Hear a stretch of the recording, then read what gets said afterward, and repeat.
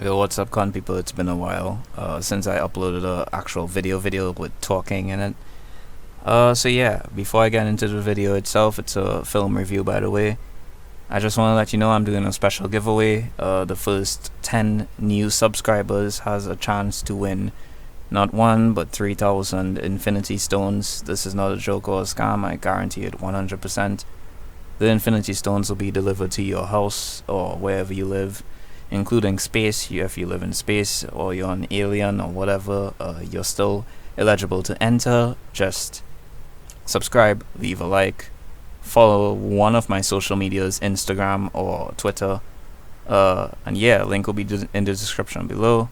Don't forget, Infinity Stones to give away. These are real Infinity Stones. The power of the galaxy would be in your hands. Anyway, yeah, let's get on to the actual review. Okay, so Invisibility Glasses, directed by Geofrey King and written by Judith Nakayune. It's a 20-minute... I swear every time I say 20 million. It's a 20-minute film starring Sebunya Jackson and praise Gloria. So, before even going into this film, I was already intrigued by the concept. Glasses that make the person wearing it invisible. Yeah.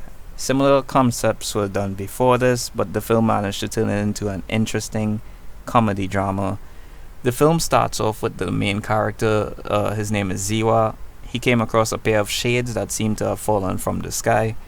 He puts the shades on and realizes that he's able to turn invisible by doing so.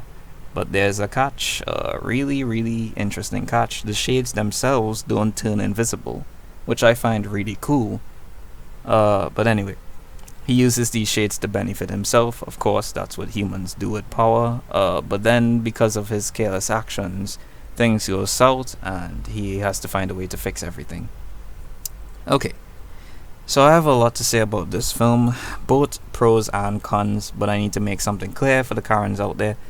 This is all my opinion. Please keep that in mind. This is just so that you know the film exists, and if you want to watch it, you can if you're into this type of stuff. The place to find it right now is on rollywood.tv. Link will be in the description below. You just have to sign up and it's free of charge. You can just watch it as many times up to you as you want. But you can't watch it yet. It's on the 21st of this month to the 27th, I believe. But yeah, just go check it out. Link in the description below. Anyway, so I'll start with the cons of the film. The film feels incomplete, at least to me. Despite having a great plot with huge room for its potential growth, it has an inferior execution of the plot.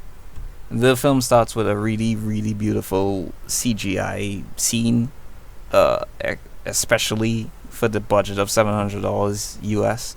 I was amazed with how well it was put together.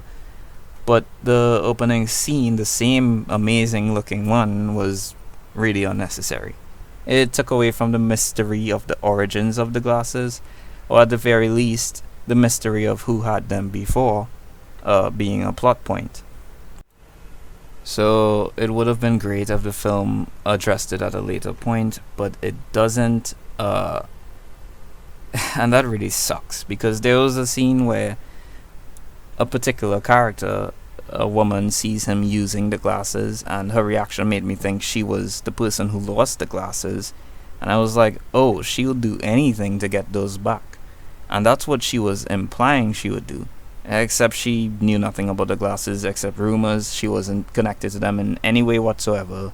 She just wanted the glasses.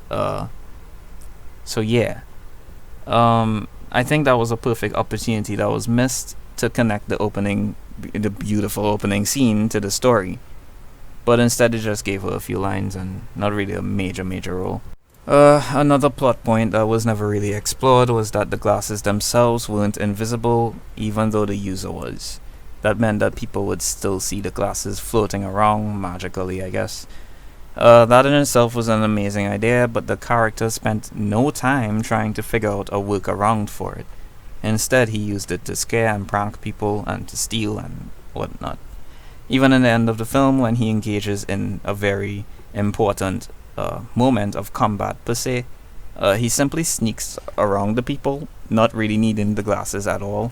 In fact, they didn't even see him which is ironic, yes, because he's invisible. But I mean, they didn't see the entrance. They weren't guarding the entrance. They were just chilling, and he didn't need the glasses, which kind of took away from the point, I would say.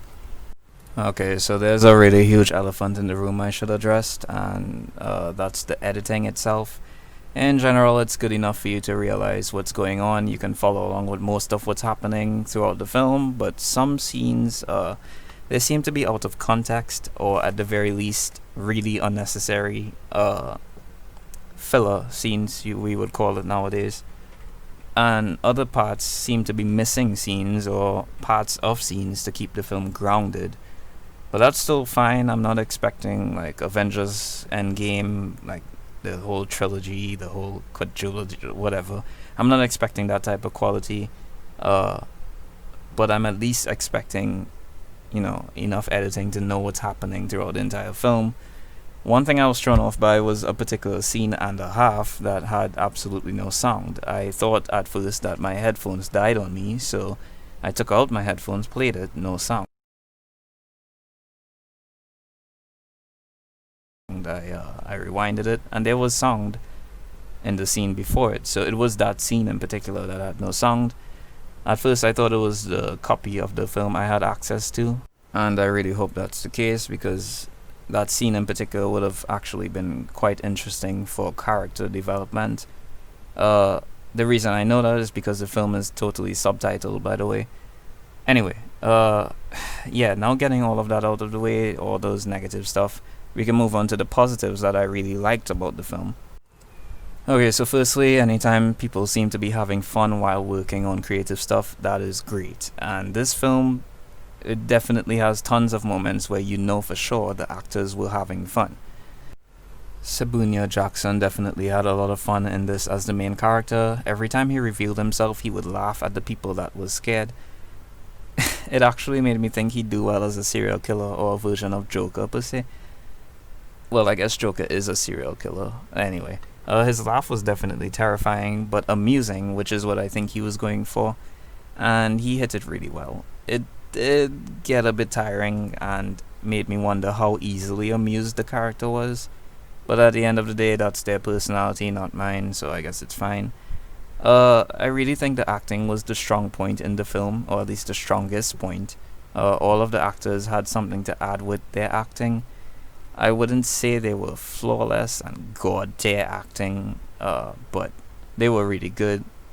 I think if the sound editing was a bit better, the acting would have benefited them a bit more. The humor in the film. Okay, I'm kind of torn with this one, but the film had a few jokes more suited to adults from the era of, well, I guess butt jokes and burp jokes or whatever. But it wasn't bad. Some of the actions of the characters definitely had me questioning their sanity though, which is always interesting. I mean, I do crazy stuff too, I'm sure we all do. No spoiler per se, but there's a scene where the main character is invisible and sitting at the entrance of a forest. A man then stops right there at the entrance and pees in the area for a few seconds or minutes, I guess. The camera angle made it seem as though the main character Zero was getting peed on, even though he was invisible. He could have just walked away. He could have moved, but he just sat there. And after a while, he then confronted the man. Yeah, so if you're into those type of jokes, you'll definitely be entertained. The film is filled with those jokes. In fact, most of the film is a comedy with jokes like that. So yeah. I really enjoyed the music in the film. It was simple but very effective. I don't have any clue who to credit the great music for. The soundtrack was really catchy. But the credits didn't really mention anyone for music, so I can't really credit them. So if you worked on this film, good job on the music. All in all, despite the few issues with the film, it was quite entertaining. It seems more suited to be a comedy series rather than a single film, especially the ending, which definitely left a few unanswered questions. So I'd love to hear it was getting a rebooted series, maybe. Yeah. It can probably explore the past owner of the glasses, trying to get them back at any cost, which I thought was gonna happen, but that wasn't the case. it can also explore the potential for Ziwa's character development, because at the end of the film he had zero character development. The music and CGI was great.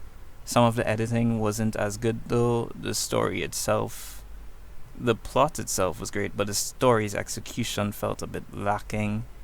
But yeah, in the end, I think people will enjoy the film if you especially like pure humor and SpongeBob type jokes, I guess. Okay, so all in all, I think I'll give this film Invisibility Glasses a debuffed B. So yeah, I think you'll enjoy it if you enjoy jokes from like kid shows and those type of YouTube videos with really fast humor. I'm not a big fan of those, but the film was still entertaining in itself. I do think it's more suited towards a series, so if it was getting a series, that would be awesome, as I said before. Yeah, if you want to check out the film, sign up for Rollywood.tv, link will be in the description below. You can check out my social media and my online art shops. If you want to see some awesome artwork, you can check out my Instagram as well, my Twitter, link in the description below in my link tree. Alright guys, that's the end of the video. Don't forget to like and subscribe if you enjoyed. Don't forget the giveaway information from the beginning of the video. That's still going. Yeah. Go check out the films, and the 21st of this month is Diversity Day. That's January 21st, 2021. So on Rollywood.tv there will be an event where they will be streaming a bunch of awesome films. I have more reviews to come out soon, so be ready for that. Yeah, stay safe and don't forget to like and subscribe, comment down below.